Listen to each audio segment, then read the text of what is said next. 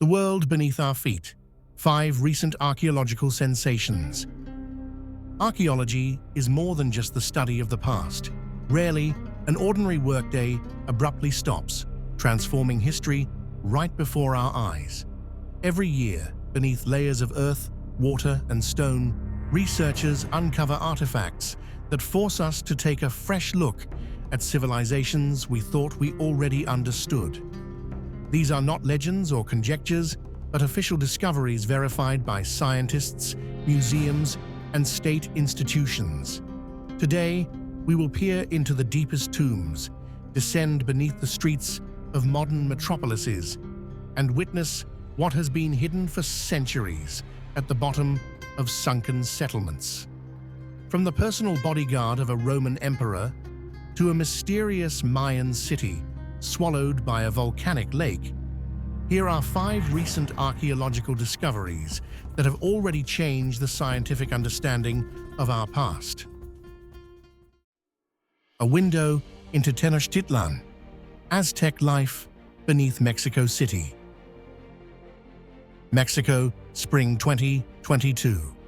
In the spring of 2022, in the very heart of modern Mexico City, during modernization work on a power substation on La Castellana Street in the Moyotlan district, builders stumbled upon traces of an ancient settlement. Beneath layers of asphalt and concrete lay a part of a city that existed long before the arrival of the Spaniards, a fragment of daily life in the Aztec capital. The Aztecs say they started from this place up in the north called Chiquimostoc. It was a cave, and inside that cave it had 7 different caverns. The work immediately passed under the control of specialists from the National Institute of Anthropology and History, INAH. Archaeologists quickly established that the find belonged to the periphery of ancient Tenochtitlan, a massive city that once stood on the islands of Lake Texcoco and became the foundation of modern Mexico City. The excavated site was located on the border of 2 districts of the Aztec capital and represented not a palace of the nobility, but a residential complex of ordinary citizens. Archaeologist Maria de la Luz Escobedo, who led the excavations, noted that it is precisely such finds that allow us to see the real structure of Aztec society. Those who lived here were not rulers or priests, but the people who provided the city with food and craft products.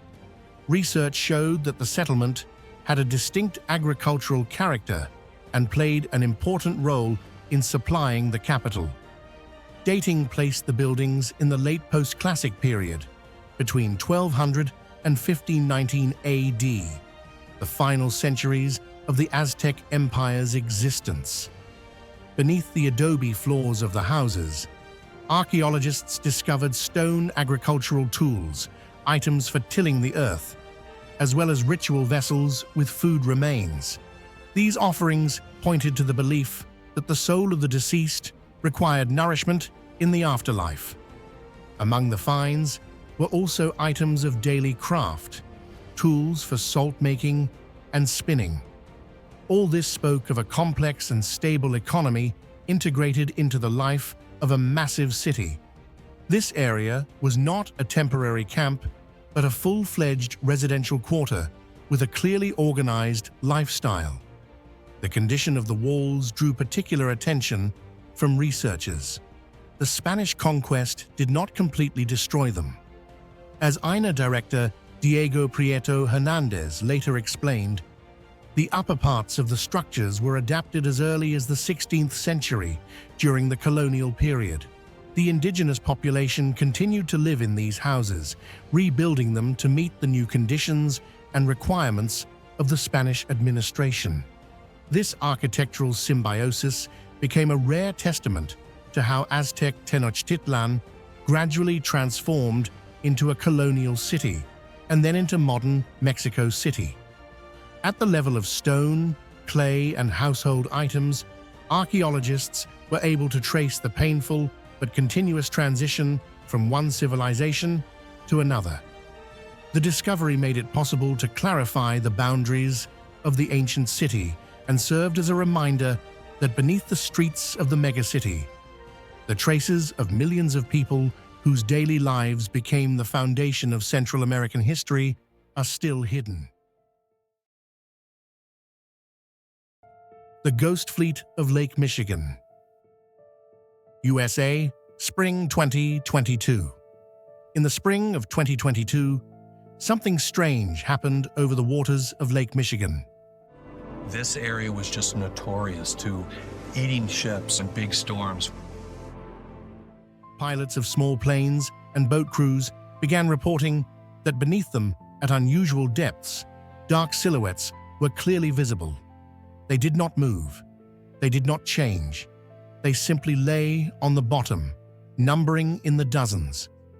A rare combination of natural conditions, a lack of plankton, the settling of bottom particles, and seasonal currents after the ice melt, made the water extraordinarily transparent. In some places, visibility reached 30 meters. For decades, the murky depths had concealed what was suddenly visible. Thus emerged one of the world's largest ship graveyards.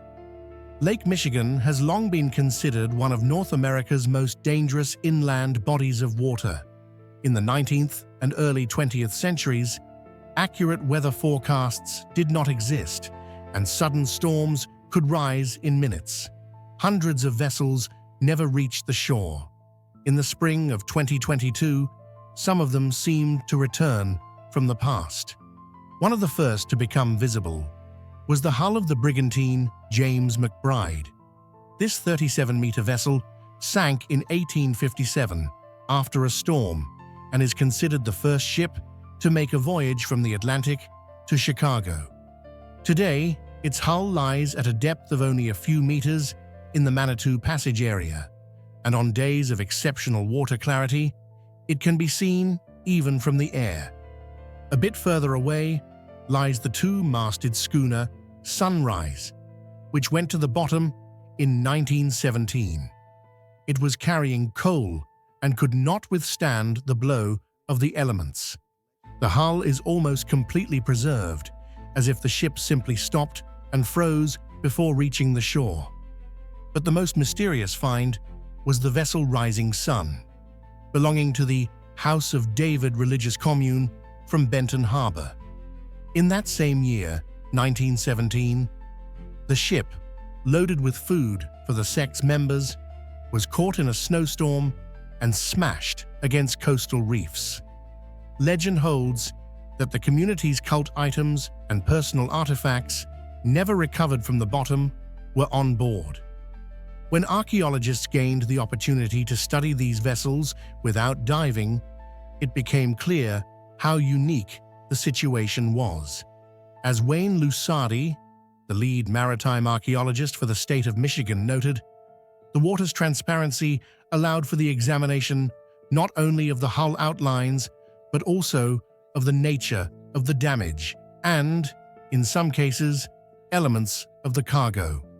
These circumstances gave a rare chance to record the condition of the objects without disturbing their rest.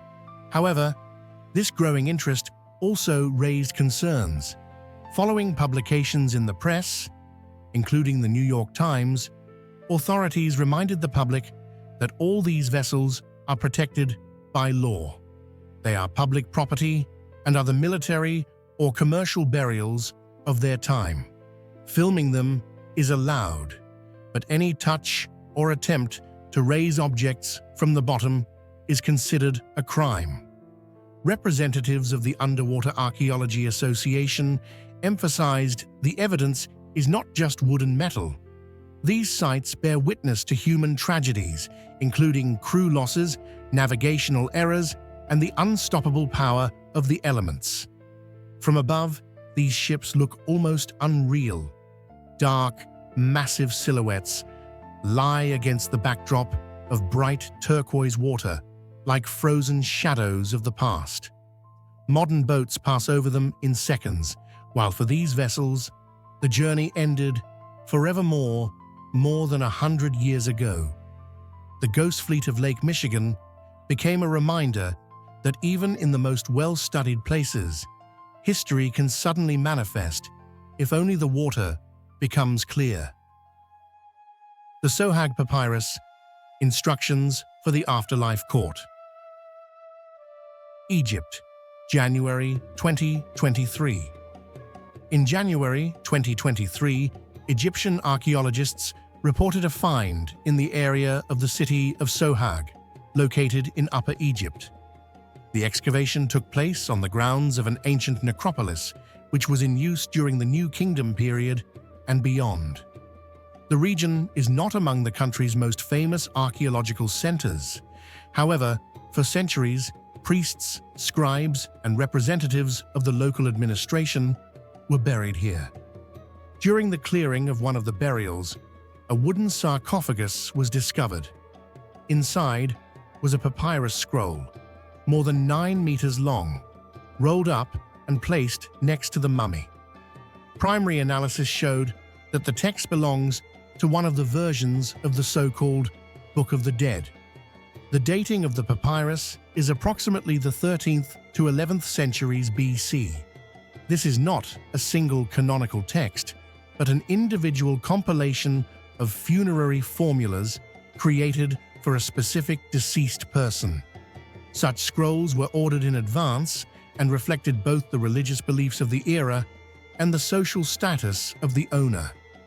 The text contains spells intended to protect the soul in the afterlife, appeals to the deities of the underworld, and instructions related to passing the judgment of Osiris.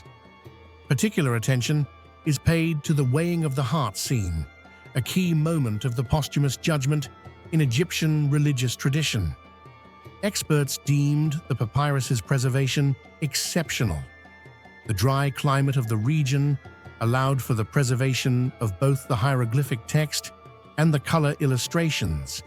In several scenes, it was possible to distinguish the names of the gods and the personal name of the scroll's owner, which is relatively rare and significantly increases the scientific value of the find. According to the Egyptian Ministry of Tourism and Antiquities, such finds allow for the refinement of understanding regarding burial practices in Egypt's provincial centers, as well as the dissemination of religious texts outside the capital necropolises of Thebes and Memphis. Unlike archaeological objects lost as a result of catastrophes or natural processes, this papyrus was created and placed in the burial consciously. It is not the result of accidental destruction or neglect, but represents an element of a deliberate funerary ritual aimed at ensuring a prosperous existence after death. Thus, the find in Sohag records not a moment of tragedy, but the result of long preparation for it, a characteristic feature of the ancient Egyptian attitude toward death as a managed and regulated transition. These discoveries are more than just dry facts for textbooks. They are proof that our past is much closer than it seems. It hides right beneath the bustling streets of Mexico City, within the crystal waters of the Great Lakes, and inside the forgotten necropolises of Egypt. Archaeology continues to prove that history is not finished. It is simply waiting for the moment when the water turns clear and the earth reveals its secrets. The sarcophagus of the protector of the divine flank.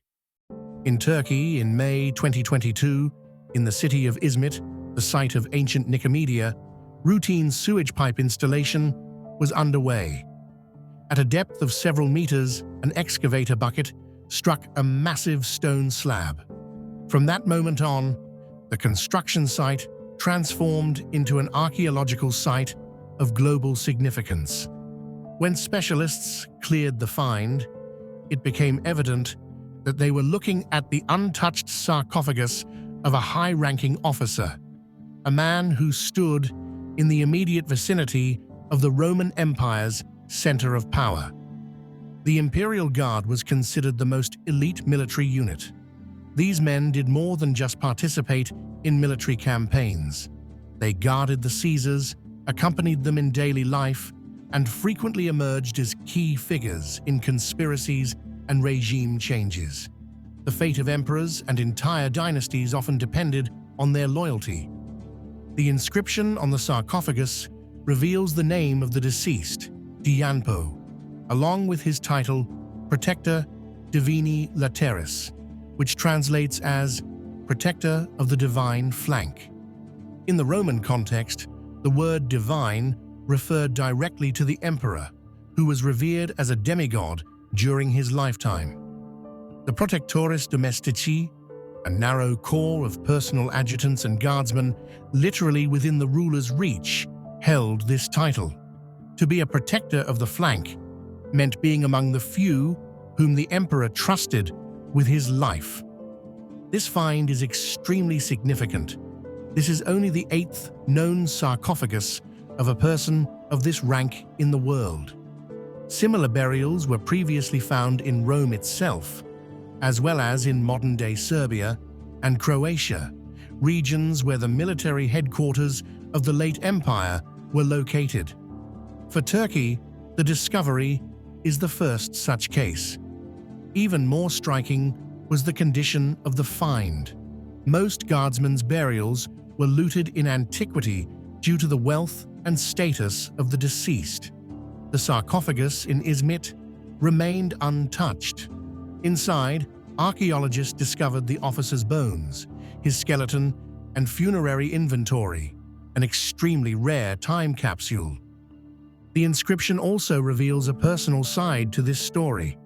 Dianpo lived for 50 years and left a strict will.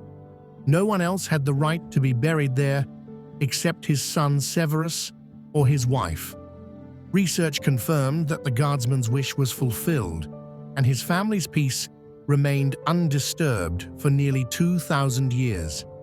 For archaeologists, this find was an opportunity to look into the lives of people at the very pinnacle of Roman power, who left almost no trace in material culture.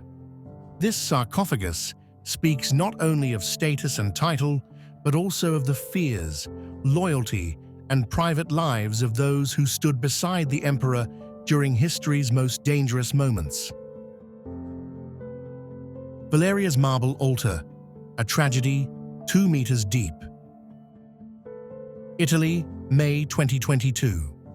During routine water network modernization in the Roman district of Appio Latino on Via Luigi Tosti, workers stumbled upon a fragment of white marble protruding from the ground. The very first minutes of clearing showed that this was not a construction stone, but a perfectly preserved ancient Roman artifact. The excavations were led by the Soprintendenza Speciale di Roma.